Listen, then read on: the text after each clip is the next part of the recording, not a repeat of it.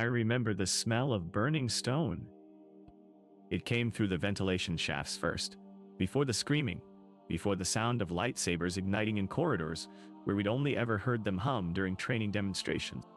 I was in the Eastern meditation chamber when it started, cross-legged on cold marble that had been worn smooth by 10,000 years of younglings, sitting exactly where I sat, breathing exactly as I breathed, trying to quiet their minds, exactly as I was failing to quiet mine. The temple always smelled like incense and old wood, and something else. Something I could never name. Maybe it was the Force itself, or maybe just the accumulated presence of so many beings trying to touch something greater than themselves. But that night, the smell changed. I was 9 years old, though I'd stopped counting standard years the way other children did, because Master Brohn told us that time meant something different to a Jedi, that we should measure our lives in understanding rather than rotations. I didn't understand what he meant then. I understand now, in the way you understand something when it's far too late for the knowledge to save you. My name was Kale, though I'm not certain that matters anymore. Names are what we called each other in the dormitories after lights out, whispered identities we clung to even as the Order taught us to let go of individual attachment. I had been at the temple since I was 4, since the day a Jedi with kind eyes and a green lightsaber came to the agriworld, where my parents worked the moisture farms, and told them their son was special, that I could feel things others couldn't, that the Force moved through me like water through cracked stone. My mother cried. My father held her. I left with the Jedi, and never saw them again. And Master Brohn said this was the beginning of wisdom, the first step toward something greater than the small life I would have lived harvesting condensation from the air. The Eastern meditation chamber was my favorite place in the entire temple, though we weren't supposed to have favorites because preference implied attachment. It was a circular room, with a domed ceiling painted to look like the Coruscant sky must have looked before the city grew over it, tan blue and clean and full of light. 6 pillars held up the dome, and between each pillar was a tall window that looked out over the temple grounds, down toward the lower levels where the older Padawans trained with real weapons instead of training sabers. Sometimes I would open my eyes during meditation just to watch them, their forms perfect and flowing, and I would imagine the day when that would be me, when I would be old enough and strong enough and wise enough to move like that, to be trusted with something more than breathing exercises and levitating pebbles. Master Brohn said, I was progressing too slowly. He said, I thought too much, felt too much, questioned too much. He said the Force required surrender, but I kept trying to understand it instead of simply letting it flow through me. During our last session, 3 days before the smell of burning stone, he had placed his hand on my shoulder. His palm was always warm. I remember that. Warm in a way that felt safe even when his words made me feel small. And told me that doubt was a poison, that every moment I spent questioning was a moment I closed myself off from what I was meant to become. I nodded. I said, I understood. I promised I would try harder. But alone in my bunk that night, staring at the ceiling where someone had scratched a tiny star into the stone generations ago, I wondered what happened to younglings who tried as hard as they could and still couldn't surrender the way the masters wanted. I wondered if there were failure protocols, if somewhere in the temple there were records of children sent home because they thought too much, because they couldn't stop being themselves long enough to become what the Force demanded. Master Brohn was Kel Dor, his face hidden behind the Antioch's mask, his species required to breathe oxygen-rich atmospheres, his eyes protected by goggles that made it impossible to read his expressions the way we could read human masters. But I had learned to interpret the tilt of his head, the tension in his shoulders, the tone of his voice through the mask's vocabulator. I had learned that when he was disappointed, his breathing slowed, became more deliberate, and the silence would stretch until I felt compelled to fill it with apologies or promises, or anything that might make him speak again. I had learned that his patience had limits, that even Jedi Masters could grow weary of younglings who questioned too much, and I had learned to fear the moment when his patience might finally run out. I was thinking about this, letting the question circle through my mind like water down a drain, when the smell changed. At first I thought something was wrong with the heating system. The temple was old. older than the Republic itself, some said, built on foundations that predated spaceflight, and sometimes things broke down in ways that required teams of maintenance droids to fix.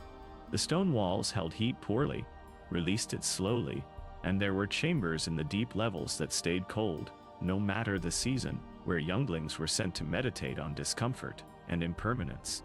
Just last month, the hot water had stopped working in the western dormitories, and we'd all had to share the eastern facilities for a week. Cramming into refreshers meant for half as many younglings, and Master Plow had used it as a lesson about patience and adaptability. But this smell wasn't like malfunctioning equipment. It was organic, acrid, wrong in a way that made something deep in my stomach clench even before I understood why. I opened my eyes. The other younglings in the chamber, there were 5 of us that evening, were still deep in meditation, their breathing slow and even, their faces peaceful in the way ours never were during the day when we were just children, pretending to be something more. Sira was to my left, her leku perfectly still, draped over her shoulders in a way that suggested complete relaxation, her small hands folded in her lap like an offering to whatever the Force was supposed to be. She was better at this than any of us, could sit for hours without moving, could find the Force like it was something she'd always known how to do, like it was her first language. And the rest of us were just learning to speak. Master Brohn said she would be chosen by a night before her 10th birthday, that her future was bright and certain, that she embodied everything the Order hoped to cultivate. Thomas was across from me, his human face freckled and young, still carrying baby fat in his cheeks that made him look even younger than 9, his lips moving slightly as he counted his breaths the way we'd been taught out. In for 4 counts, hold for 4, out for 4, hold for 4, hold for 4. Repeat until thought dissolved into sensation. He'd arrived at the temple the same week I did, back when we were both 4 and terrified and too young to understand what we'd lost. Sometimes in the dormitories after the lights went out and the older initiates stopped patrolling the halls, we would talk about the families we barely remembered, the lives we'd left behind, even though we both knew we weren't supposed to. He remembered his mother's voice, singing something in a language he could no longer speak. I remembered my father's hands, calloused and huge, lifting me onto his shoulders to see over the crowd at some festival I couldn't otherwise recall. These memories were supposed to fade, Master Brohn said, supposed to become irrelevant as we learned to love all beings equally rather than the few we'd been born to. But they hadn't faded. They'd just gone quiet, like animals hibernating, waiting for some future moment to wake up and remind us who we'd been before the Jedi found us. The smell grew stronger, acrid now, unmistakable, like burning plastid mixed with something organic, something that had been alive and wasn't anymore. I looked toward the windows, wondering if I would see smoke, but the Coruscant twilight looked the same as always, not too bright from all the traffic and illumination. The sky more gray than any true color, the endless city stretching away in every direction like a promise that there was nowhere in the galaxy that wasn't touched by civilization. Nowhere you could go that someone hadn't already built over, claimed made their own. I couldn't see the temple grounds from this angle, couldn't see whatever might be burning, and for a moment I thought about getting up, about breaking meditation to investigate. But we weren't allowed to leave until the evening bells rang, and I didn't want another citation in my file, another mark that I struggled with discipline, another reason for Master Brohn to look at me with that particular tilt of his head that meant disappointment. So I closed my eyes again. I tried to find my breath, counting the way Thomas did. In for 4, hold for 4, halt for 4, hold for 4. But the rhythm felt mechanical rather than meditative, and I couldn't stop thinking about the smell, couldn't stop wondering what was burning, and why no one had sounded an alarm. The temple had procedures for everything.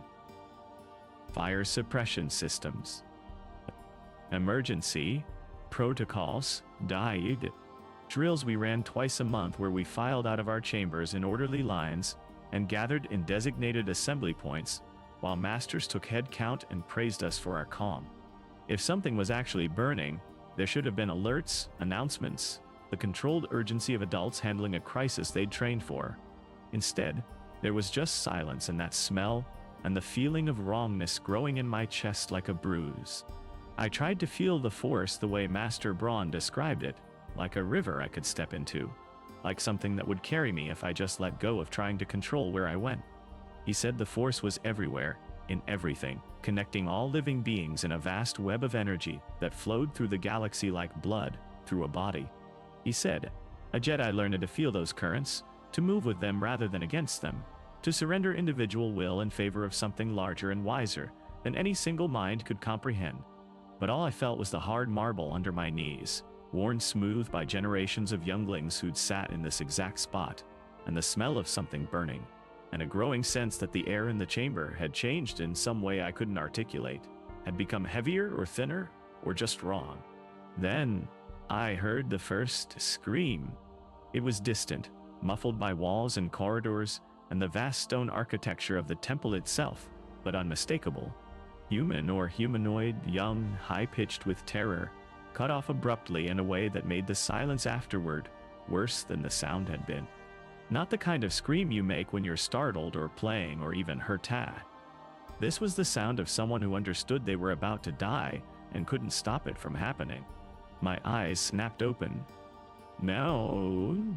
Across from me, Thomas's eyes were open too, wide and frightened, the whites visible all around his irises. Sierra hadn't moved, still deep in her meditation, and for a second I envied her, envied whatever place she'd found inside herself where screams couldn't reach, where the smell of burning and the wrongness in the air didn't exist.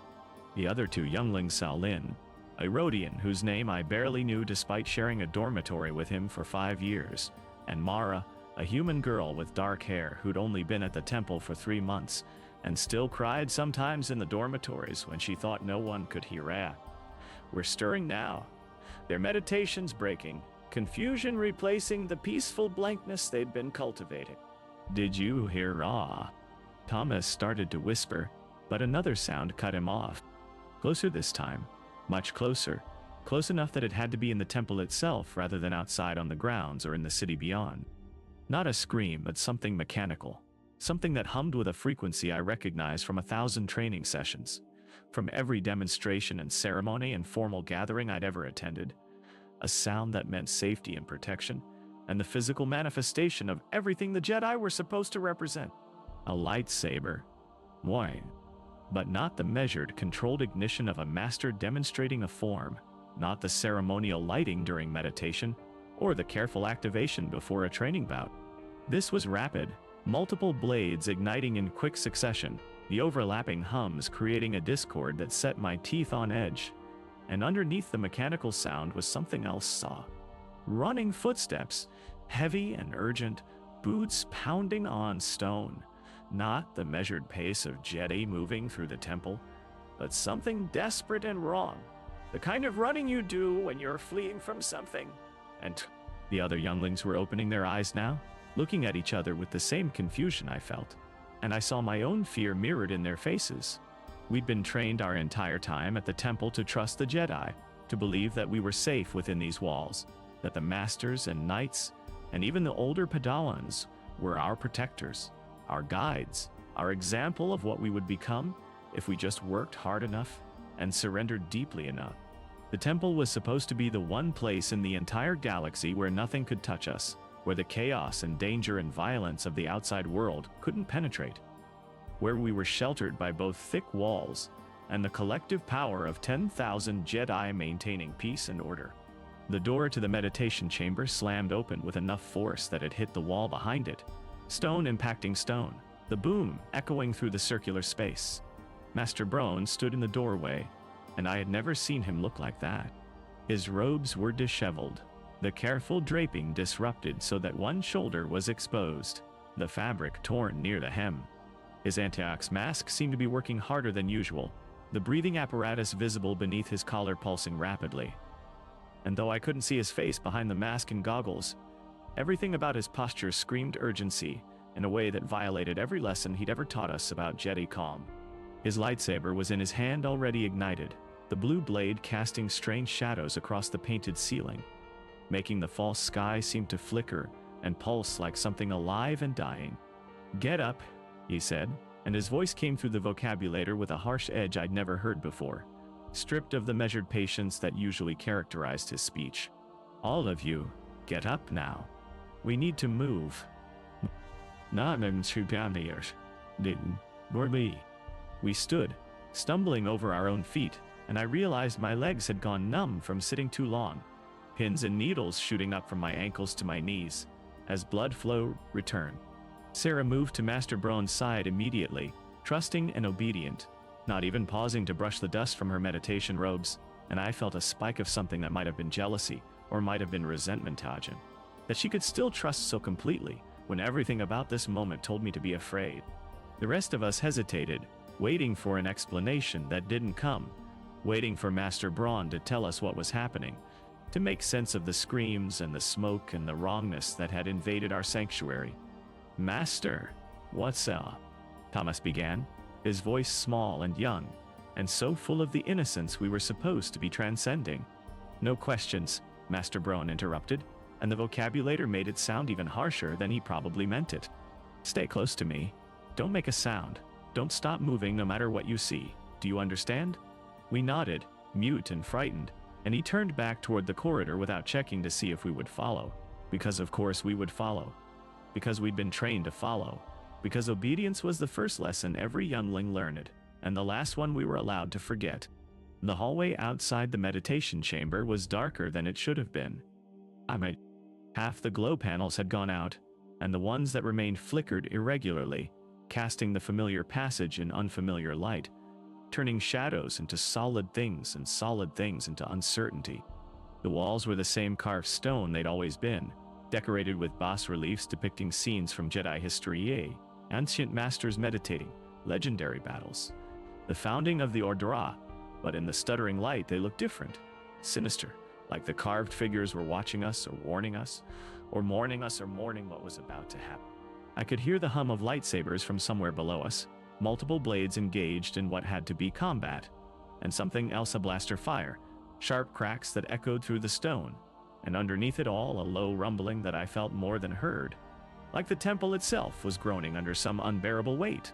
Master Brohn moved quickly, his robes billowing behind him, and we had to jog to keep up, our soft meditation slippers making no sound on the stone floor.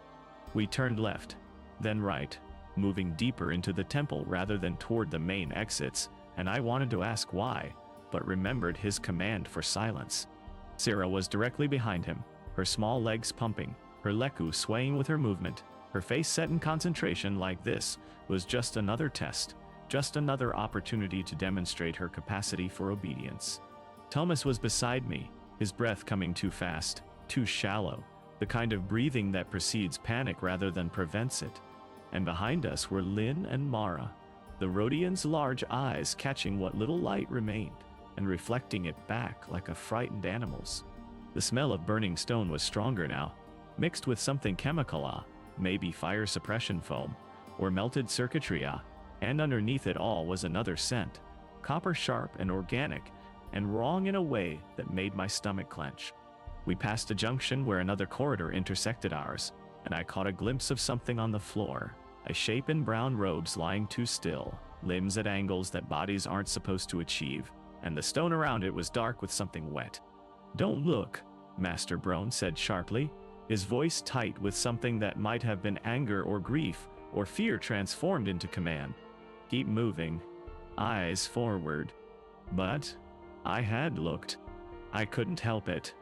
Hi. And the shape had been small, youngling-sized, and the brown robes had been darkened with something that couldn't be anything but blood. And one small hand was visible, palm up, fingers slightly curled, and I recognized the calluses on the fingertips from practicing lightsaber grips, the universal mark of every initiate in the temple. My stomach lurched. I stumbled but caught myself against the wall, the stone cold under my palm, cold and solid and real, in a way that nothing else felt anymore. Thomas grabbed my arm, his fingers digging into my flesh hard enough to leave marks, keeping me upright, keeping me moving, and we kept going because Master Brohn was moving, and we didn't know what else to do, because stopping meant thinking, and thinking meant understanding, and understanding was the last thing I wanted in that moment. We descended a service stairwell I'd never used before, the kind meant for maintenance droids and cleaning staff rather than Jedi, narrow and utilitarian with bare walls and minimal lighting. The steps were metal, rather than stone, industrial and temporary looking despite having been here for centuries, and they clanged softly under our feet, no matter how carefully we tried to move. Master Brohn's lightsaber provided most of the illumination, the blue glow reflecting off the metal walls, and I focused on that light because it was familiar, because it meant safety and protection, and everything the Jedi were supposed to be, because as long as Master Brohn had his lightsaber ignited, we weren't helpless, we weren't prey. We were still Jedi, even if we were just younglings, who couldn't even levitate anything heavier than a pep. From somewhere above us came the sound of more lightsabers. A full engagement now, blade clashing against blade with that distinctive crackling sizzle that happened when energy fields intersected. Mixed with it were voices, deep voices, commanding voices, but I couldn't make out the words, just the tone. The kind of tone that meant orders being given and followed without question. And underneath the voices was another sound. One I couldn't identify at first, mechanical and rhythmic, like breathing but too regular, too processed, artificial in a way that made the hair on the back of my neck stand up. Master Brohn was moving even faster now, taking the steps 2 and 3 at a time, and Sarah fell, her knee hitting the edge of a step with a crack that made me wince in sympathetic pain. She didn't cry out, just got back up immediately and kept going, and I saw blood on her shin, dark against her orange skin, but she didn't even look at it, just kept moving because Master Brohn was moving, and stopping wasn't an option. Mara was crying silently, tears streaming down her face, but she was keeping up, small legs working double time, and I realized she was probably the youngest of us, maybe only 8, barely old enough to have formed clear memories of her life before the temple. And now those memories would be replaced by this, by running through the dark while the only home she'd ever really known burned around. We reached a landing where the stairwell opened onto another corridor, and Master Brohn stopped so suddenly that Sarah almost ran into him. He held up one hand, fingers splayed, commanding silence and stillness, and we froze like someone had pressed pause on our existence. I could hear my own heartbeat, loud in my ears, and irregular drumming that seemed far too fast to sustain, and the rapid breathing of the younglings around me, and from somewhere too close. Just around the corner, maybe came the sound of heavy boots, multiple sets, moving with military precision. The synchronized march of soldiers who trained together until their movements became a single core. Master Brohn extinguished his lightsaber. The darkness was immediate and absolute. I'd never realized how much light a single blade provided until it was gone, until we were standing in a maintenance stairwell, deep in the temple with no windows, and the emergency lighting had failed or been turned off, and for a moment I couldn't see anything, could only hear my own panicked breathing growing louder, could only feel Thomas's hand still gripping my sleeve like it was the only thing keeping him anchored to reality. Gradually, my eyes adjusted to the faint glow from somewhere further down the corridor, emergency lighting, or reflected illumination from distant sources, enough to make out Master Brohn's silhouette as he pressed himself against the wall, motioning for us to do the same with urgent, sharp gestures. The footsteps grew closer. I held my breath, counting in my head, trying to use the meditation technique Master Brohn had taught us for managing. Fira, acknowledge the sensation, observe it without judgment. Let it pass through you like wind through an open window. But the fear wasn't passing through. It was building, accumulating, becoming something solid and heavy in my chest that made it hard to think about anything except the fact that we were hiding, that Master Brohn had extinguished his lightsaber, that Jedi Masters didn't hide unless there was something to hide from. Beside me, Mara was shaking, her whole body trembling like she was cold, except the stairwell wasn't cold, wasn't anything but dark and quiet and terrifying. I wanted to reach out to comfort her, but was afraid even that small movement would give us away, would draw attention to our hiding place, would bring whatever was making those mechanical footsteps around the corner to find us. They passed our landing without stopping. Figures in white armor, carrying rifles that looked too large and too deadly for anything that should be inside the temple, moving with purpose through a corridor like they had every right to be there, like they owned this place, like the 10,000 years of Jedi presence meant nothing compared to whatever orders they were following. I counted 6 of them before they were past our line of sight, their footsteps receding down the hallway Master Brohn had been leading us toward, and I realized with a sick certainty that if we'd been 30 seconds slower, if we'd still been in that corridor, they would have found us. Clone troopers. I'd seen them before, of course, during the war that had been my entire childhood, always accompanied by Jedi, always on our side, always the loyal soldiers of the Republic fighting against the Separatist threat. We'd been told stories about their bravery, shown recordings of their victories, taught to see them as allies and protectors. These looked the same, identical armor, identical weapons, identical efficiency, but something about them felt different.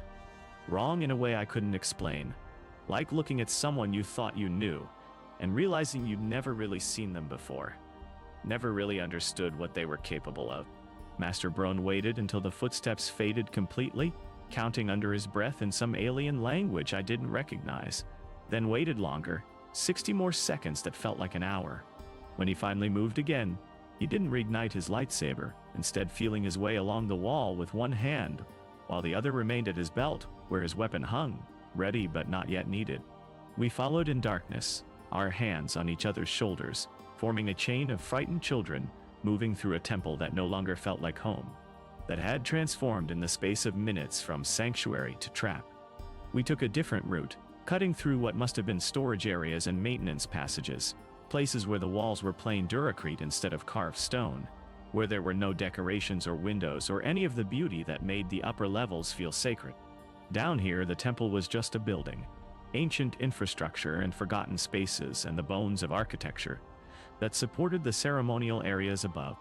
There were pipes running along the ceiling, some of them dripping condensation that fell on our heads and made us flinch, and the air smelled different down here, musty and unused, like we were the first people to walk these corridors in decades. The sounds of combat faded as we descended, but the smell grew worse, burning and chemicals, and that copper tang I was starting to recognize as blood, mixed now with something else, something like ozone or electricity. The smell that came after lightning strikes. We passed more bodies, and Master Brohn stopped trying to prevent us from seeing them. Maybe he realized it was pointless, that we'd already seen too much, that innocence wasn't something you could protect once it started to crack. Or maybe he was too focused on finding wherever he was taking us to worry about our psychological preservation anymore. Most of the bodies wore brown robisa, initiates, Padawans, maybe even some knights. It was hard to tell in the bad lighting, and I didn't want to look closely enough to determine details. Some were small. Some were very small. I stopped counting after the fourth one because counting made them real in a way that not counting let me pretend that they weren't. Finally, we reached a heavy door set into the wall at the end of a corridor that went nowhere else. A dead end in the truest sense. Just blank duracrete walls, and that single door like an afterthought. Master Brohn pulled it open. It wasn't locked, wasn't even guarded. Just a door like any other except heavier. The kind of heavy that suggested it was meant to keep things in or keep things out on. And beyond it was a room I'd never seen before. Never even heard mentioned in all my years at the temple. Small, roughly circular, with walls carved from the bedrock under the temple itself. Rough stone that looked like it had never been finished or decorated, like someone had hollowed out this space and then forgotten about it. No windows. No other exits that I could see. Just stone, and a few glow panels embedded in the ceiling that flickered uncertainly. And along one wall were shelves stacked with emergency supplies of water containers, ration packs, medical kits, blankets that looked like they'd been there since the Old Republic. Inside, Master Brohn said, and we filed in, grateful to stop moving, to be behind a closed door, to have walls between us and whatever was happening in the rest of the temple. The room was cold, the kind of cold that came from being deep underground where the sun never reached, and I could see my breath misting in front of my face. Sarah sat down immediately, examining her injured knee with the clinical detachment we'd been taught to apply to physical discomfort. Thomas collapsed against the wall, his legs folding under him like they'd stopped working entirely. Lynn and Mara huddled together near the shelves, and I realized with a strange detachment that we'd split along species lines without meaning to, humans with humans. Twice alone, Rodian protecting the newest arrival. Master Brohn closed the door behind us, and I heard a mechanism engage, heavy bolts sliding into place. He stood there for a moment with his hand on the door, his head bowed, his breathing apparatus working hard enough that I could hear it clearly even through his mask. Then he turned to face us, and even though I couldn't see his expression, I could read defeat in every line of his body. "What's happening?" Mara asked, her voice small and wet with tears. "Master Brohn, what's happening to the temple?" He was quiet for so long, I thought he wouldn't answer. When he finally spoke, his voice through the vocabulator was flat, stripped of inflection, like he was reporting facts that had no emotional content whatsoever. "The clones. They've turned against us. All of them, everywhere, simultaneously. It's coordinated, planned. The temple is under attack. Me." The words didn't make sense.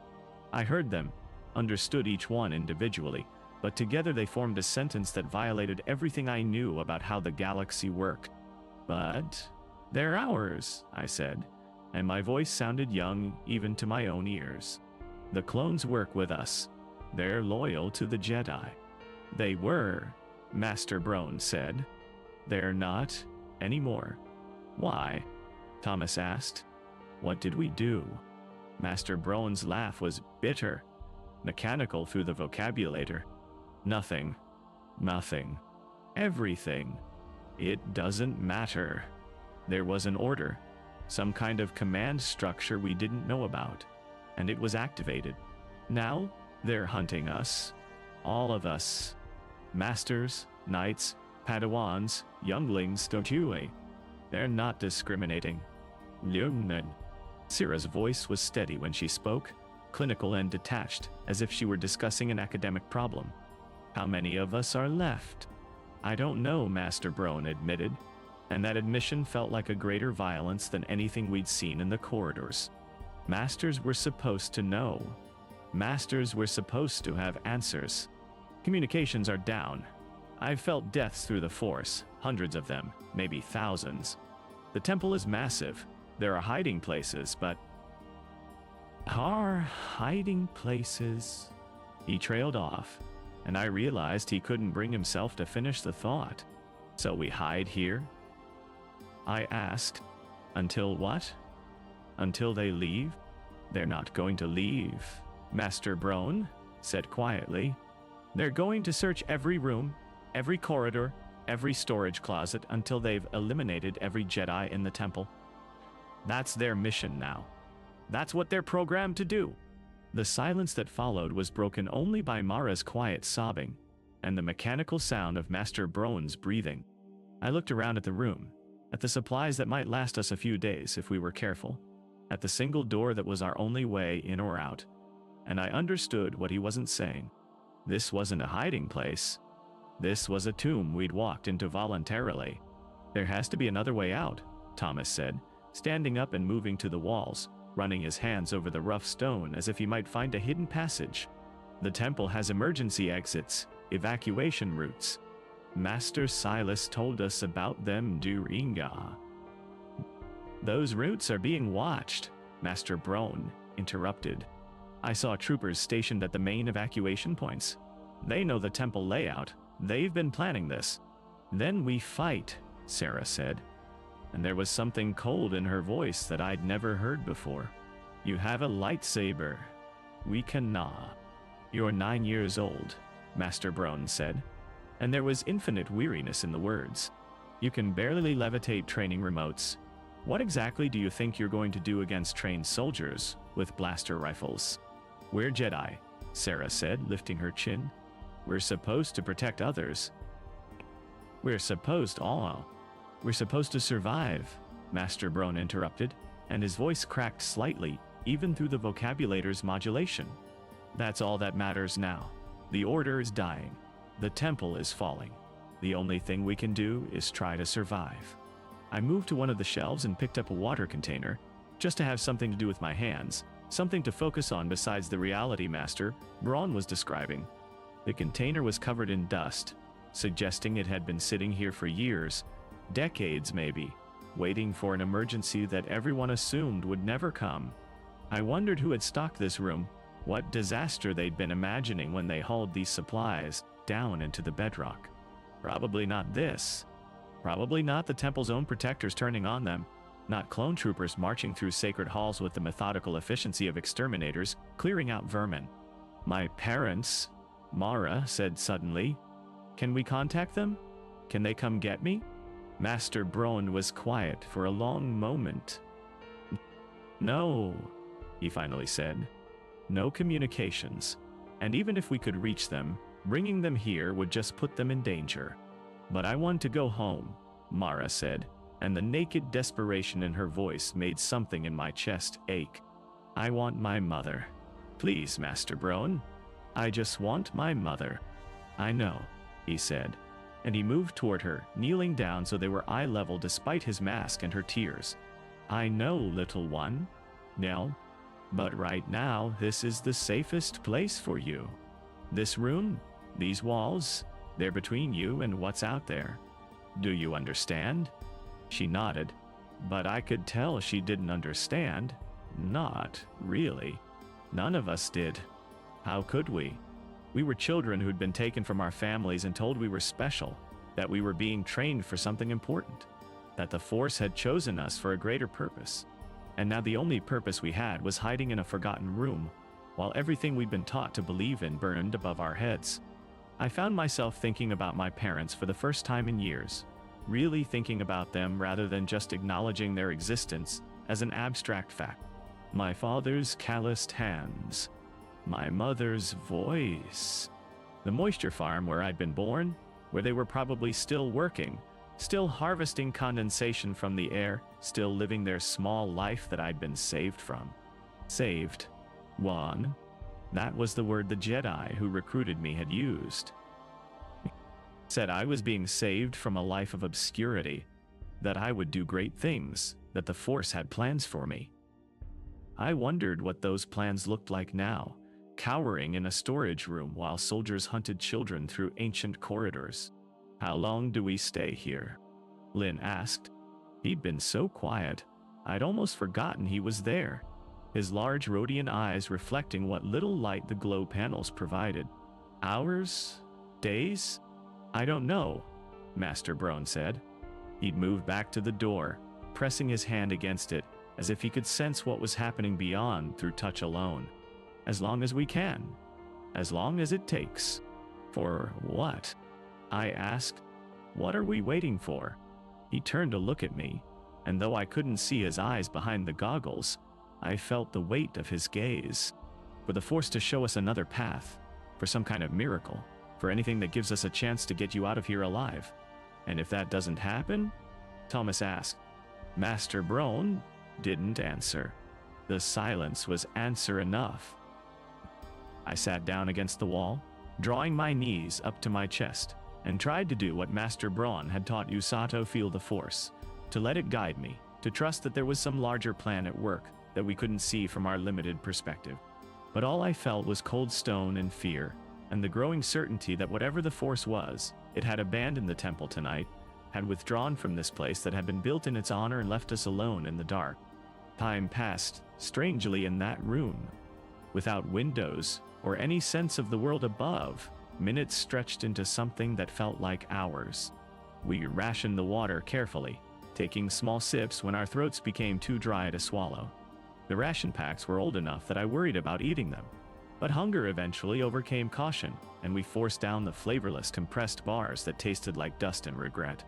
Master Brohn stood by the door the entire time, unmoving except for the rise and fall of his chest, listening to something the rest of us couldn't hear.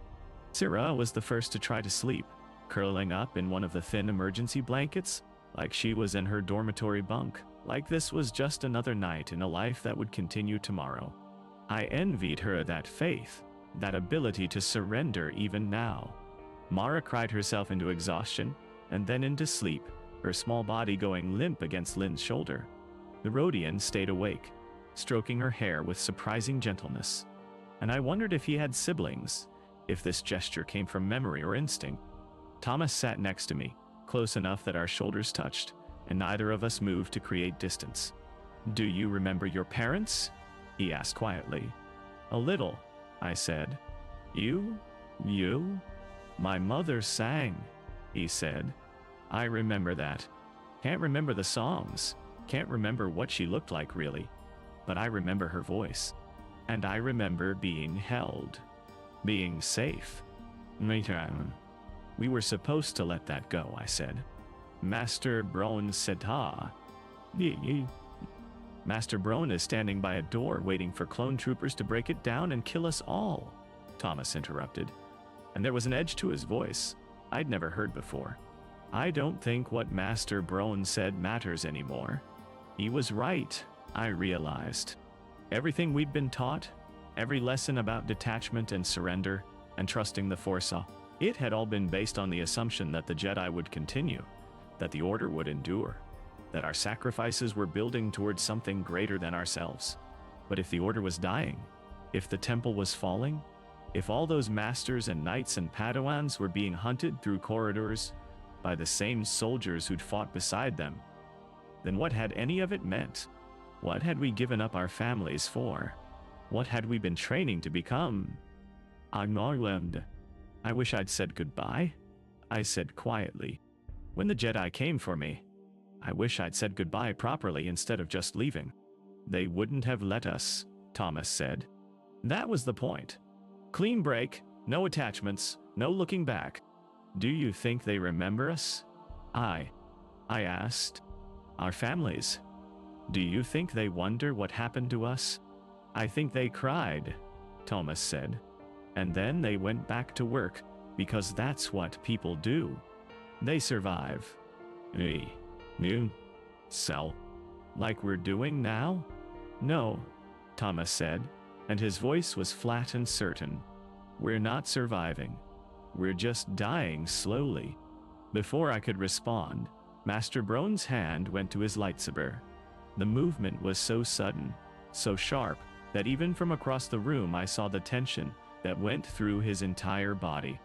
He pressed himself against the door, his head tilted as if listening, and I realized he must be sensing something through the Force, some disturbance or presence that the rest of us were too young and untrained to feel. They're coming, he said quietly. They're searching this level. Sarah sat up immediately, the blanket falling away. How many? I can't tell. More than one. They're moving room to room. Systematic. No, going to you. Then we fight, she said again, standing up. And I wondered where she found that certainty, that absolute faith that we could do anything besides die. No, Master Brohn said. You hide. There. He pointed to a corner where shadows pooled deepest, where the glow panel's light didn't quite reach. All of you. Get back there and don't move. Don't make a sound. Don't even breathe loudly. If they open this door, if they come in, you stay hidden. You stay silent. You survive. What about you? I asked, though I already knew the answer. I'll give you time, he said simply. However much I can. That's not going to work, Thomas said, standing up. They'll find us anyway. How? We're trapped in here. There's nowhere to go. No, not us. Then you make them work for it, Master Brohn said, and his voice through the vocabulator was harder than I'd ever heard it. You make them search every corner, check every shadow. You buy yourself minutes, and in those minutes, maybe something changes. Maybe help arrives. Maybe they get called away. Maybe the Force provides. But you don't just give up. Do you understand? We understood. We moved to the corner he'd indicated, pressing ourselves against the rough stone, and I felt Thomas's hand find mine in the darkness. His palm was sweaty and cold, and I held on tight enough that it probably hurt, but he didn't pull away. Master Brohn stood in the center of the room, facing the door, and ignited his lightsaber. The blue blade cast everything in sharp relief, turning shadows into absolute blacks, and making the stone walls seem to pulse with reflected light. He held the weapon in a guard position I recognized from training observations saw Suresu, the defensive form, designed for endurance and protection, rather than aggression. The form for Jedi who valued life above victory. We heard them before they reached our Dora, boots on stone, multiple sets, moving with the methodical pace of soldiers clearing a building. They were checking every room, exactly as Master Brohn had predicted, and the sounds grew closer until I could hear voices, though I couldn't make out words. The mechanical breathing was clearer now, artificial and rhythmic, and I realized with cold certainty that whoever was hunting us didn't breathe the same air we did, didn't share our biology, had been made specifically for this kind of systematic violence. The footsteps stopped outside our door. Master Brohn adjusted his stance slightly, weight shifting to the balls of his feet, lightsaber held steady. His breathing through the mask was controlled, measured, the breath of someone who'd trained for decades to remain calm in exactly this kind of situation. But I could see the slight tremor in his free hand, the tension in his shoulders, and I knew he was afraid. Even Jedi Masters were afraid when they were about to die. The door exploded inward. I don't know what they used to say, some kind of shaped charge or breaching device, but the heavy door that had seemed so solid, so protective, simply ceased to exist as a barrier. It didn't open. Wah. It shattered, fragments of duracrete and metal flying across the room, and Master Brohn's lightsaber came up instantly, deflecting the pieces that would have struck him, the blade moving so fast it seemed to be in multiple places at once. The clone troopers came through the smoke and dust before it cleared, weapons up, moving with professional efficiency. I counted 4 of them before the smoke obscured my vision, identical white armor covered in temple dust, rifles tracking for targets. Master Brohn moved forward to meet them, his lightsaber a blue arc in the darkness, and for a moment I believed he could win. Believed that his training and connection to the Force would be enough. The first trooper went down with his rifle sliced in half, sparks fontaining from the destroyed weapon. The second stumbled back as Master Brohn's blade came within centimeters of his helmet. But there were more behind them, already firing, and Master Brohn's blade became a defensive barrier, deflecting bolts with the kind of precision that took decades to learn. Red blaster fire filled the room, each shot impossibly loud in the confined space, and the smell of ozone mixed with the dust until I couldn't breathe without coughing. Master Brohn drove them back toward the door, actually managed to push them into the corridor beyond, and for a heartbeat, I thought he might be able to seal the opening, might buy us the time he'd promised. But then, something changed. More troopers arrived and I could hear their boots, could hear someone giving orders in that clipped military cadence, and the volume of fire increased until Master Brohn couldn't deflect at all. A bolt caught him in the shoulder, spinning him halfway around. Another hit his leg, and he dropped to one knee. He didn't cry out, didn't scream or plead or beg. He just kept his lightsaber up, kept deflecting what he could, buying us seconds that felt like years. A trooper stepped over the threshold, rifle aimed at Master Brohn's head, and I wanted to look away but couldn't, was frozen by horror and disbelief, and the terrible need to witness what was about to happen. The bolt took him in the chest, punching through robes and armor and flesh. Master Brohn's lightsaber dropped from nerveless fingers, the blade extinguishing as it hit the floor. He swayed for a moment, and even through his mask I could hear his breathing apparatus struggling, failing, and then he fell forward onto his hands and knees.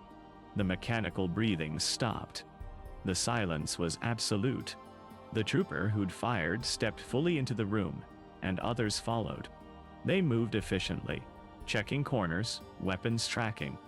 From our hiding place in the shadows I could see them clearly arced, white armor identical to the clones who'd fought beside Jedi across the galaxy, helmets that hid any expression, any humanity, any indication that these had once been allies. One of them kicked Master Brohn's lightsaber away. Another confirmed he was dead with a precision that suggested they'd done this many times already tonight. "Room clear," one of them said, his voice mechanical through helmet speakers. "No additional targets." "Confirmed," another responded. "Move to the next sector." They were leaving. They were actually leaving. I held my breath, held perfectly still, felt Thomas beside me doing the same. The troopers backed out of the room, weapons still raised, professional and thorough, and convinced they'd completed their mission. One of them paused at the threshold, his helmet turning as if taking one last look around. And I thought, this is it. This is where he sees us, where he notices the corner is too dark, or the shadows are wrong, or he just decides to check more carefully. But he didn't. He turned and followed the others into the corridor, and I heard their footsteps recede, heard them moving to the next room on this level, systematic and methodical and absolutely certain that they'd killed everyone in here who needed to die. We stayed frozen for what felt like hours, but was probably only minutes. No one spoke. No one moved. We barely breathed. Master Brohn's body lay in the center of the room, and in the faint glow from the emergency lighting that still functioned, I could see the smoking hole in his chest. Could see how small he looked without life animating him, how breakable all the training in wisdom and force connection had proven to be when confronted with simple violence. Finally, Sarah moved. She crawled out of our corner, slow and careful, and approached Master Brohn's body. She knelt beside him and placed her small hand on his shoulder, her leku draped forward in what I recognized as a Twi'lek gesture of mourning. "I'm sorry, Master," she whispered. "I'm sorry we weren't good enough students. Oh, I'm sorry you had to die for us. He's dead because they murdered him," Thomas said, and his voice was thick with tears and rage. "Not because of anything we did or didn't do." "Same result," Sira said, standing up. She retrieved Master Brohn's lightsaber from where it had rolled against the wall, holding it carefully like the sacred object it was. "He died protecting us. That's to mean something. It means he's dead, and we're still trapped," I said, surprised by the bitterness in my own voice. "That's what it means." Mara was crying again, quiet sobs that shook her whole body. Lin held her, making soft clicking sounds in his throat that might have been Rhodian comfort language, or might have just been the only sound he could manage. I felt hollow, emptied out, like something essential had been scooped out of my chest, and I was just a shell pretending to still be a person. "We need to move," Sarah said. She was examining the destroyed door, looking out into the corridor beyond. "They'll come back eventually. Maybe to confirm kills, maybe to collect bodies. We can't be here when they do." "Move where?" Thomas asked. "You heard them searching. They're going through every room. There's nowhere left to hide. Then we leave the temple," Sarah said, as if it was obvious, as if we weren't younglings who'd never left the temple grounds without supervision, who didn't know how to navigate Coruscant's underlevels, who wouldn't last a day in the real galaxy. "With what resources?" I asked. "We have no credits, no identification, no contacts outside the Order. We're children." "Where exactly do you think we're going to go?" "Anywhere but here," Sarah said, and she turned to look at us, Master Brohn's lightsaber still in her hand, and I saw something in her face that hadn't been there before. No innocence lost, but something harder, something cold and determined. "They murdered the Order tonight. They murdered every Jedi in this temple, maybe every Jedi in the galaxy. We can stay here and wait for them to find us, or we can try to survive. Those are our options." She was right, I realized. Staying in this room meant dying in this room, if not tonight, then tomorrow, or the day after. Whenever the troopers came back to complete their work, or whenever starvation and thirst finished what blaster bolts had started. And maybe going out into the temple was suicide. Maybe we'd be found and killed in the next corridor. But at least it was choosing something instead of just waiting for death to arrive. "The lower levels," Lin said suddenly. He'd been so quiet I'd forgotten he was capable of speech. "Ew. The underlevels where maintenance droids work. There are old tunnels down there, passages that connect to the city infrastructure. Master Yoda mentioned them once during a history lesson about how the temple was built." "You remember something Master Yoda said during a history lesson?" "Nah," Thomas asked skeptically. "I remember everything," Lin said simply. "It's a Rhodian trait. Perfect memory. And I remember Master Yoda saying there were access tunnels sealed after the temple was completed, ways to move supplies and workers before the official entrances were finished. Sealed, I emphasized, meaning closed. meaning not usable. Sealed doesn't mean destroyed, Lin countered. Just closed, blocked. If we can find them, maybe we can open them. It was desperate, and probably futile, and based on information from a history lesson that might have been distorted by Lin's memory, or Master Yoda's simplification, or just the passage of time. But it was something. It was a plan. And plans were what separated hope from despair. The lower levels, Sarah said, nodding. We go down instead of out. They're expecting survivors to run for the exits, not to go deeper into the temple. Nice. They're also searching every level, Thomas reminded her. We heard them. Systematic, room by room. Then we move between their search patterns, Sarah said. We listen, we hide, we stay ahead of them. We're 9 years old, I said. And I heard the desperation in my own voice. We can barely sense the Force consistently. How are we supposed to evade trained soldiers? The same way small animals evade large predators, Sarah said. By being quiet, being careful, and using spaces too small for them to easily follow. I looked at the other Sa, Tomas with his frightened eyes, Mara still crying against Lin's shoulder, Lin himself watching us with that eerie Rhodian intensity. We were children playing at being survivors, children who'd been taught that the Force would protect us, that the Jedi were guardians of peace and justice, that the galaxy was fundamentally ordered and safe if you just followed the rules. And all of that had been proven catastrophically wrong in the space of a few hours. But Sarah was right about one thing. Staying meant dying. At least, moving gave us the illusion of control, the pretense that our choices mattered. All right, I said finally. We go down.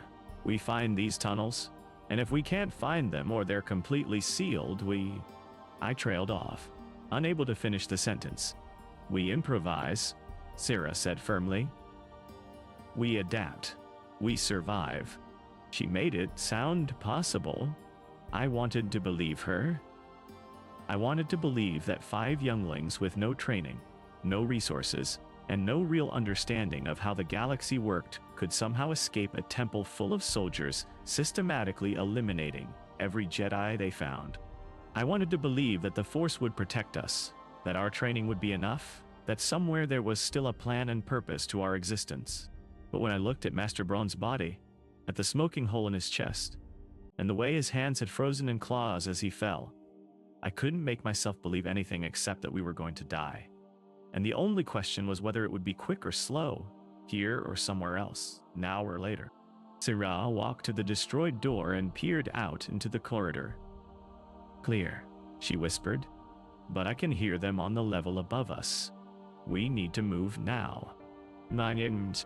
We gathered what we could from the emergency supplies of water containers small enough to carry, a few ration packs shoved into our robes, one of the blankets torn into strips that we could use as bandages or bindings.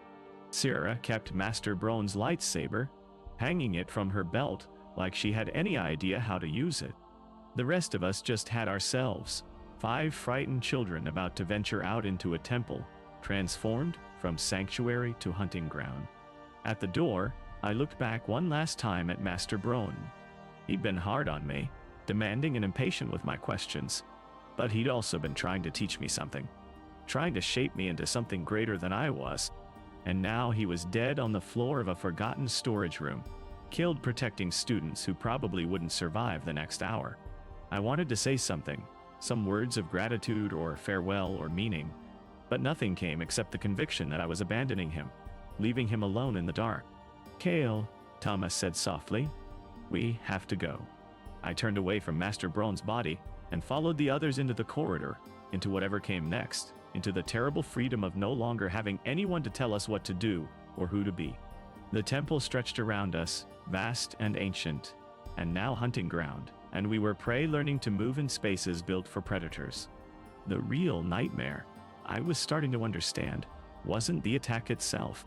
It was what came after.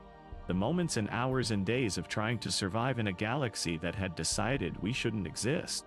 That was when you learned what you were really made of, when every lesson about detachment and surrender revealed itself as preparation for a test none of us had expected to take. We moved into the darkness, and the temple swallowed us whole.